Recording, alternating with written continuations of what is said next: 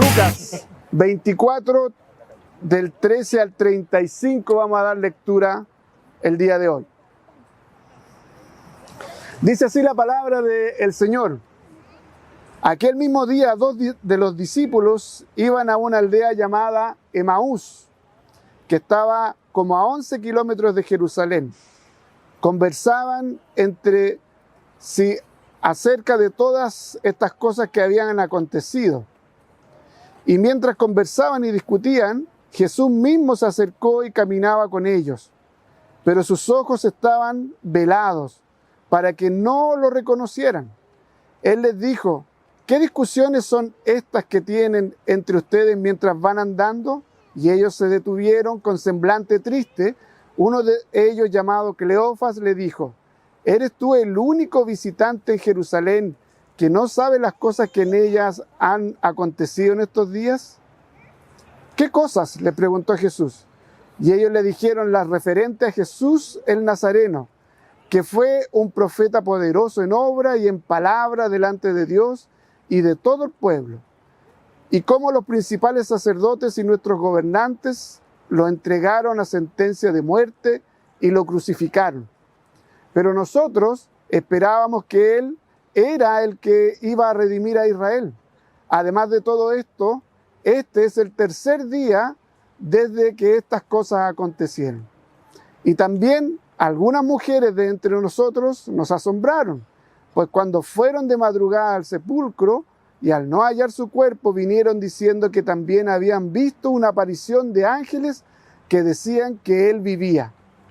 Algunos de los que estaban con nosotros fueron al sepulcro y lo hallaron tal como también las mujeres habían dicho, pero a él no lo vieron.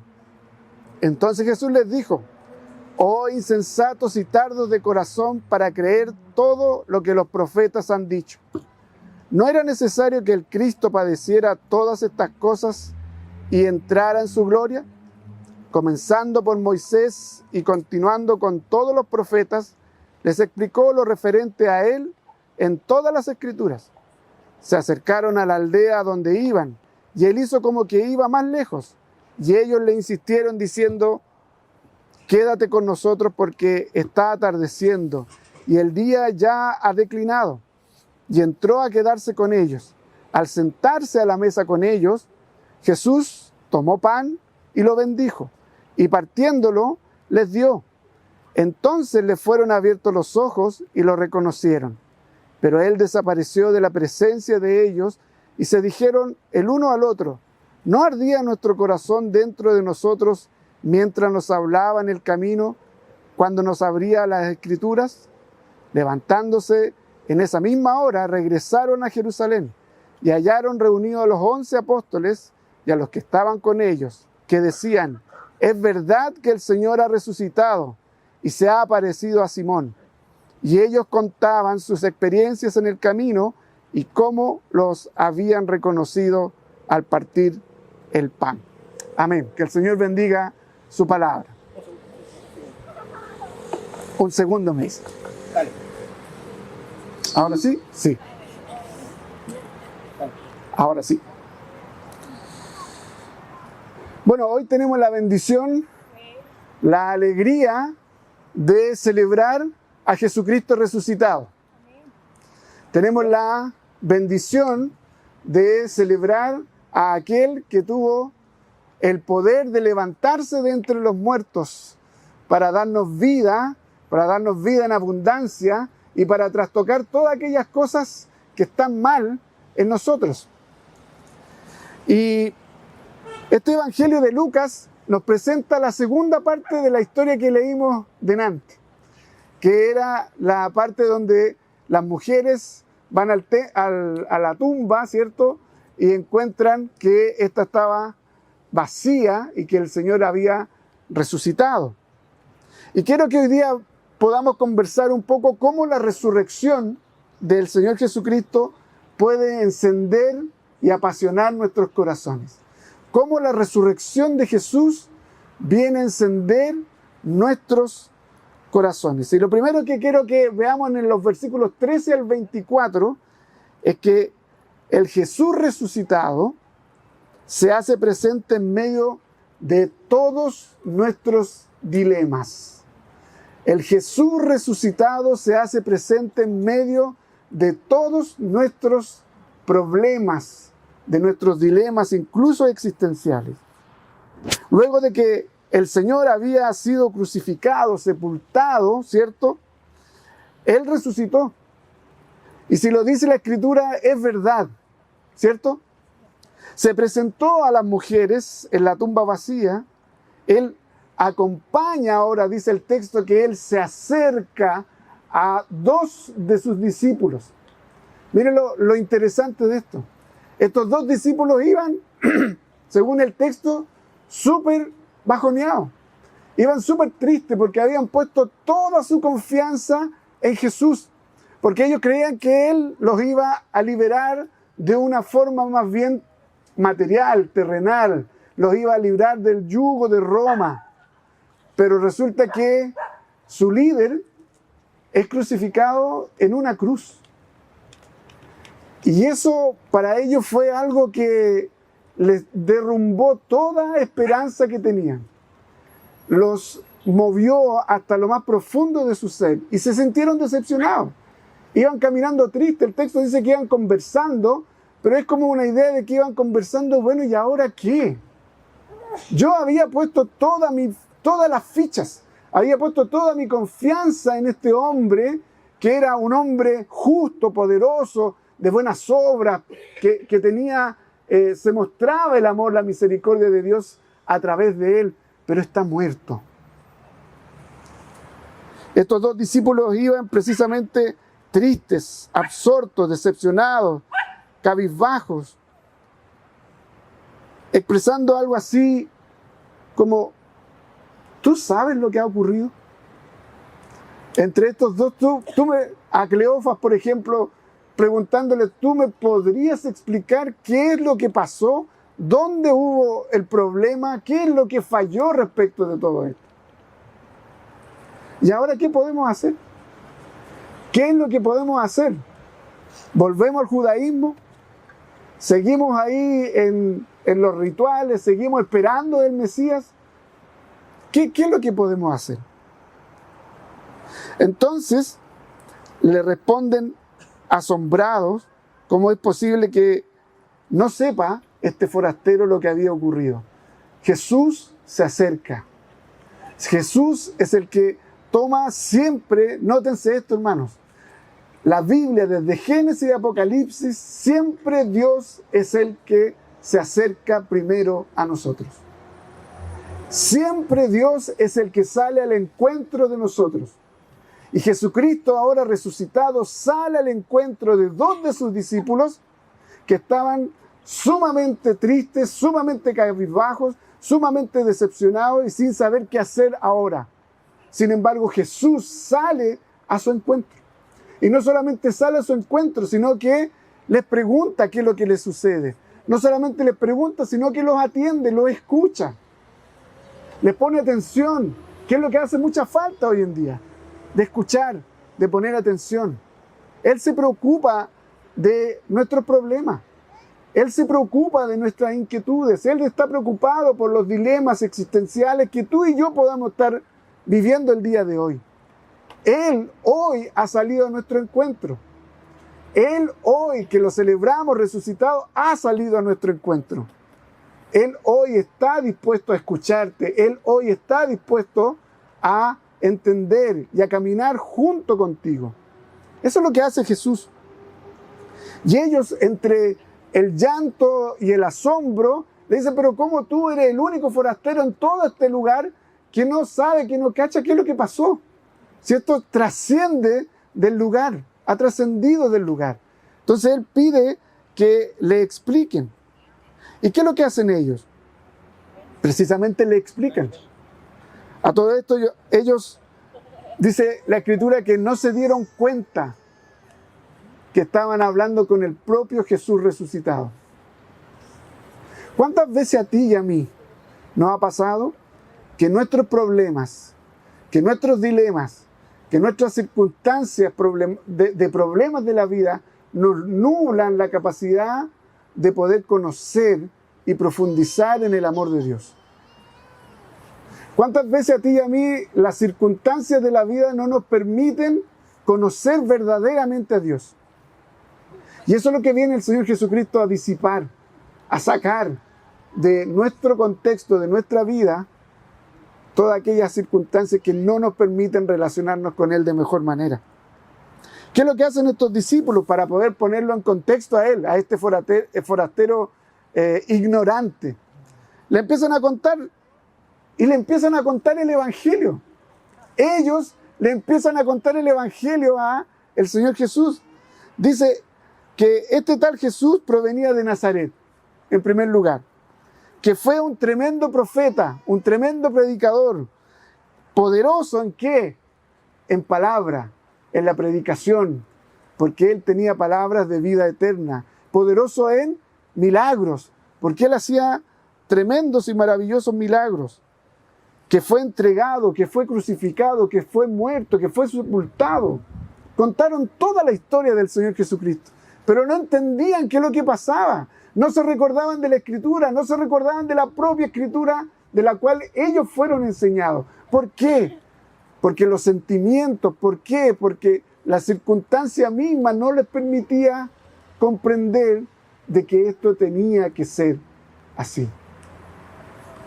Ellos esperaban el Mesías, ellos esperaban el libertador, ellos esperaban que Jesús en algún momento sacara la espada para que todos tomen las espadas y enfrentarse a Roma. Pero lo único que vieron fue que su líder estaba muerto en la cruz. Qué triste. Pero dice el mismo relato que andaban unas mujeres por ahí. Y ese texto habla de mujeres desquiciadas. No se asusten, ¿eh? No se molesten. El texto habla de que eran para estos discípulos unas mujeres desquiciadas que andaban hablando cosas que eran imposibles. ¿Cómo qué? De que habían visto a Jesús vivo. De que habían visto a Jesús vivo. Y que habían dado testimonio. Las mujeres hicieron caso a Jesús. ¿Se dieron cuenta? Las mujeres hicieron caso, fueron corriendo y compartieron el mensaje. Pero no le creyeron de buena primera. El Señor Jesucristo viene a aclararles también aquellas circunstancias. Parecía que estaba todo dicho y que estaba todo claro, que era una historia que ya había terminado en la cruz y hasta ahí llegaba esta parte.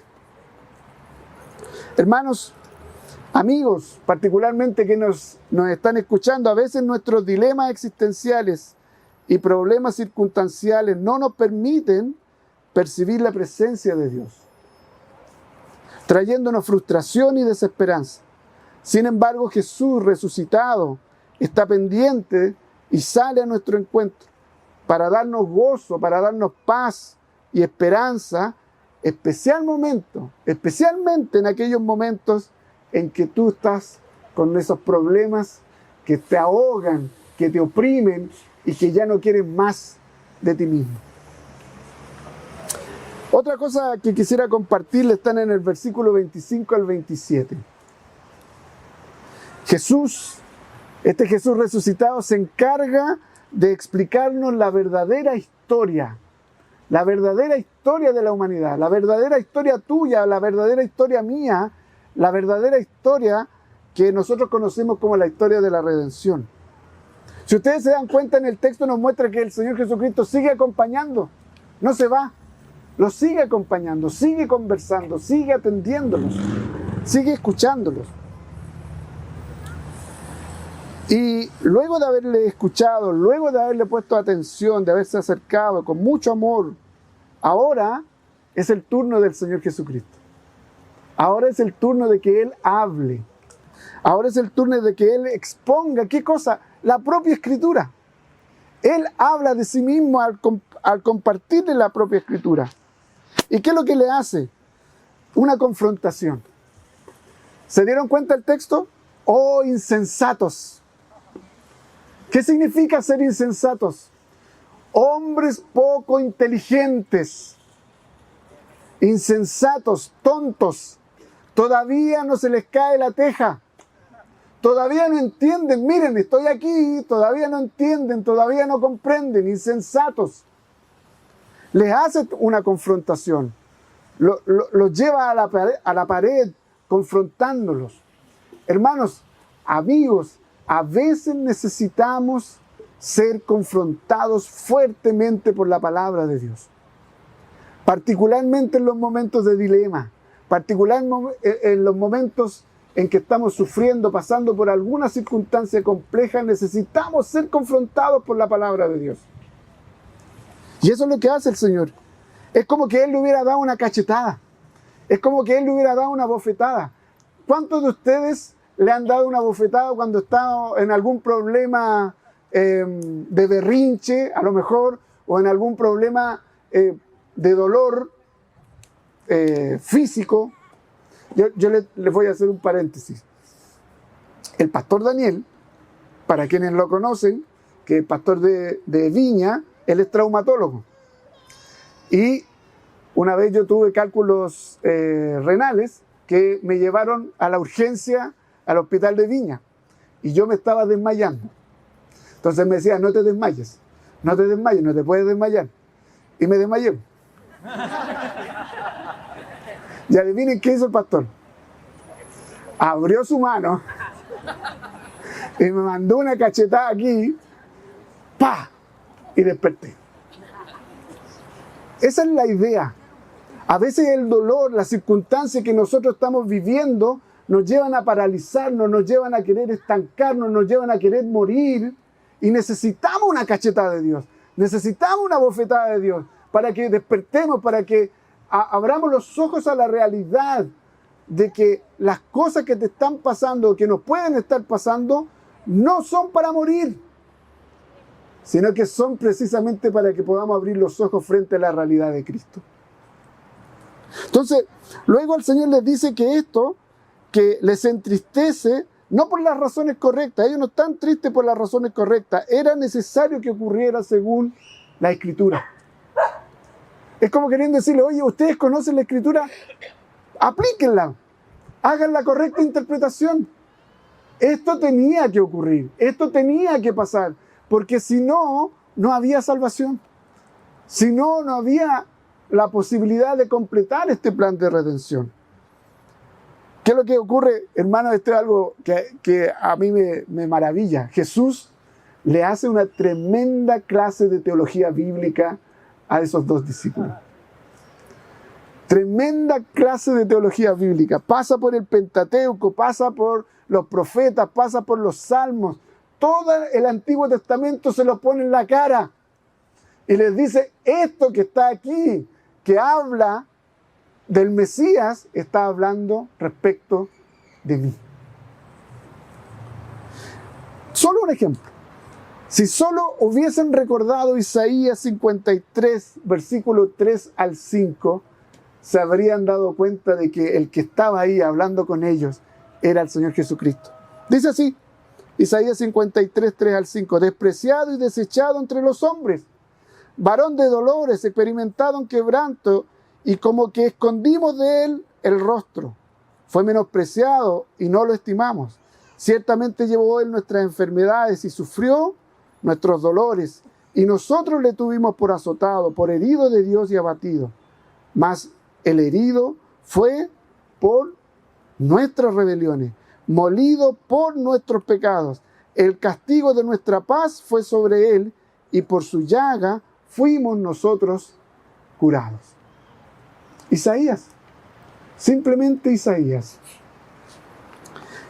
Es interesante que el Cristo resucitado y glorificado, que va en el proceso de la glorificación, no usa otro método para confrontar al ser humano y a sus discípulos que la propia palabra. No hay mejor método para confrontarnos a nuestra realidad que la exposición de la palabra. Tú y yo necesitamos constantemente el Evangelio. Tú y yo necesitamos constantemente ser confrontados por el Evangelio. A veces el día domingo de resurrección es como algo más. Es como que pasó algo más. La Semana Santa es como ahora ya es una fiesta más. Es una fiesta más para todo el mundo. Pero para nosotros debiese ser algo de mayor significancia, de mayor trascendencia. Porque es el tiempo, como nos decía el pastor en uno de los sermones primeros, que estamos en un tiempo de preparación. Estuvimos en un tiempo de Cuaresma, ahora estamos precisamente en este tiempo de Semana Santa para recordar lo que Cristo hizo por nosotros. Lo que Cristo hizo por nosotros no solamente fue morir en la cruz para pagar por nuestros pecados, sino que fue resucitar de entre los muertos para darnos vida. Para darnos vida que realmente tiene significado, para darnos vida que nos da identidad, que nos da pertenencia.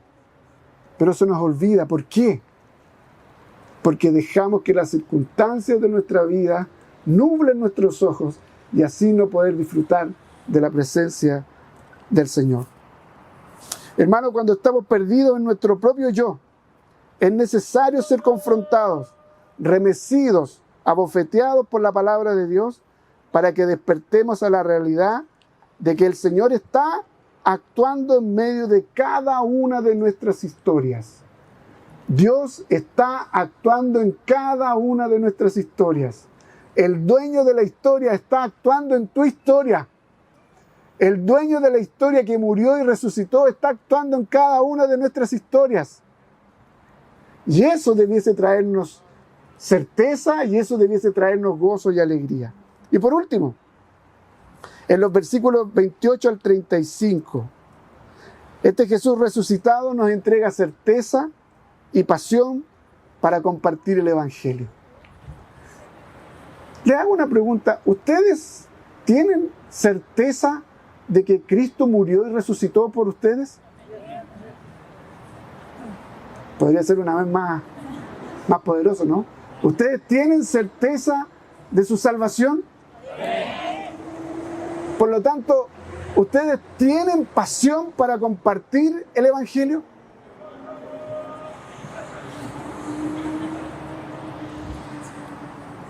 Sin duda que Jesús, quien es la palabra de Dios encarnada, impactó profundamente el corazón de estos dos discípulos.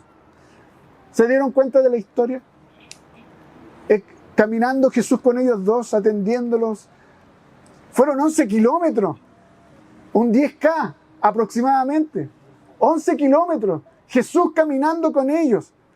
Y ellos empezaron como a entusiasmarse y le dicen: oye, porfa, quédate con nosotros, ya es tarde, ya es de noche, ¿para qué te vayas a ir?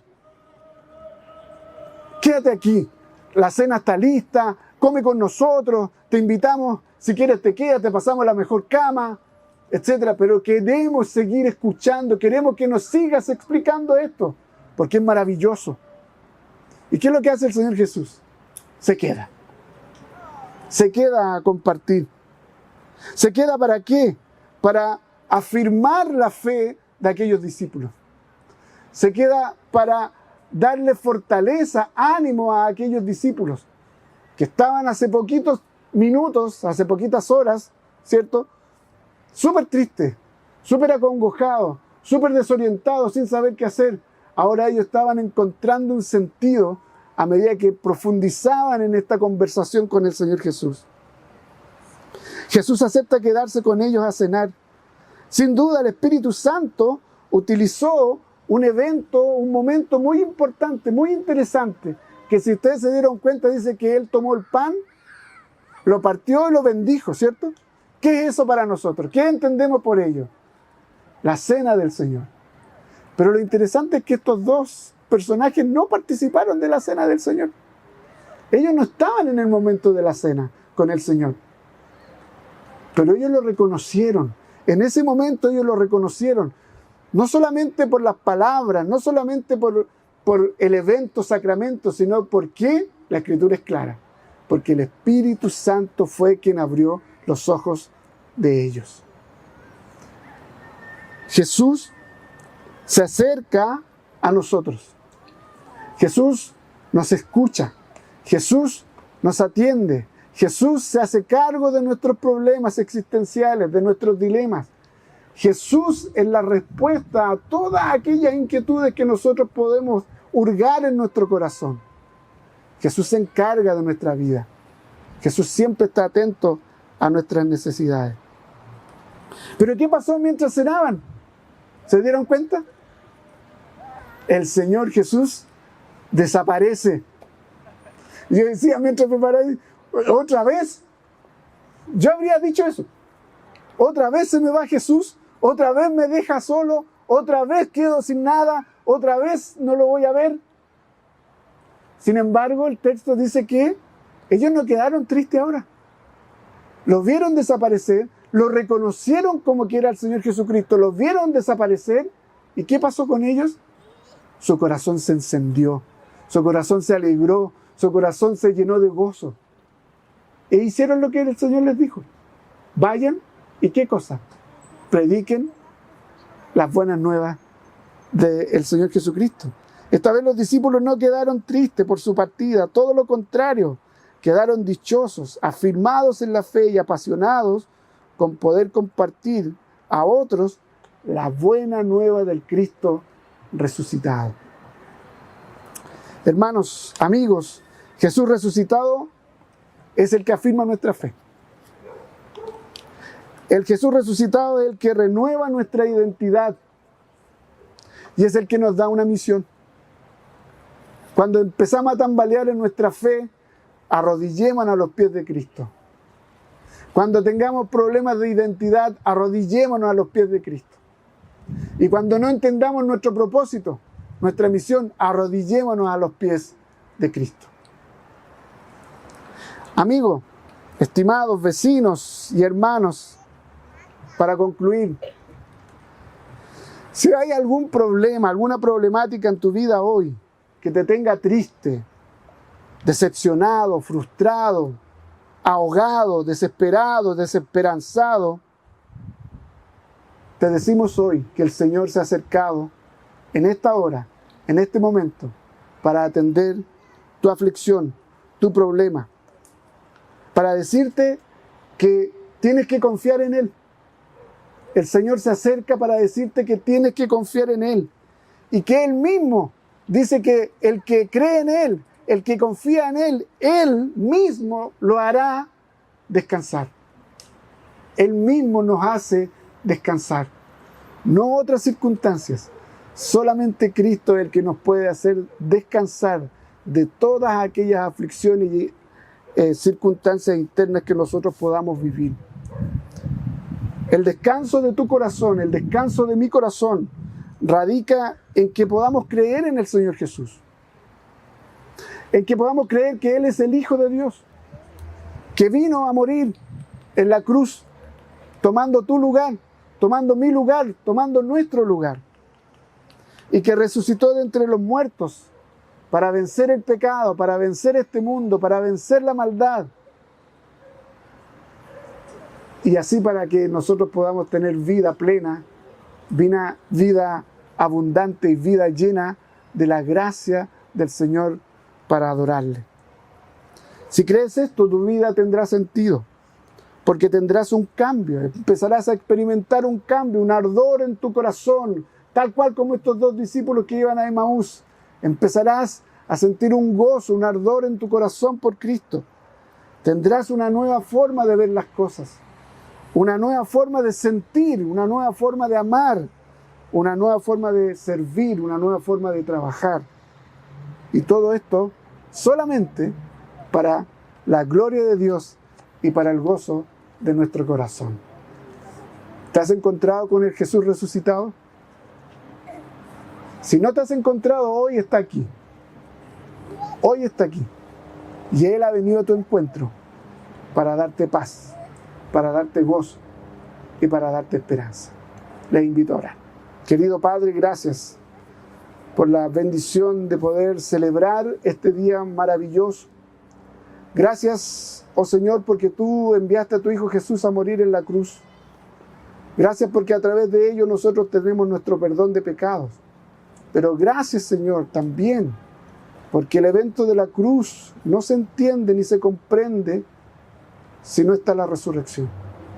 Gracias porque te levantaste de entre los muertos, Señor. Gracias porque a través de ello tú nos vienes a dar seguridad, nos vienes a dar esperanza, nos vienes a dar, Señor, a mostrarnos cada vez en mayor profundidad de tu amor y de tu misericordia. Te ruego que tú salgas a nuestro encuentro siempre, particularmente cuando tengamos estas inquietudes en nuestro corazón.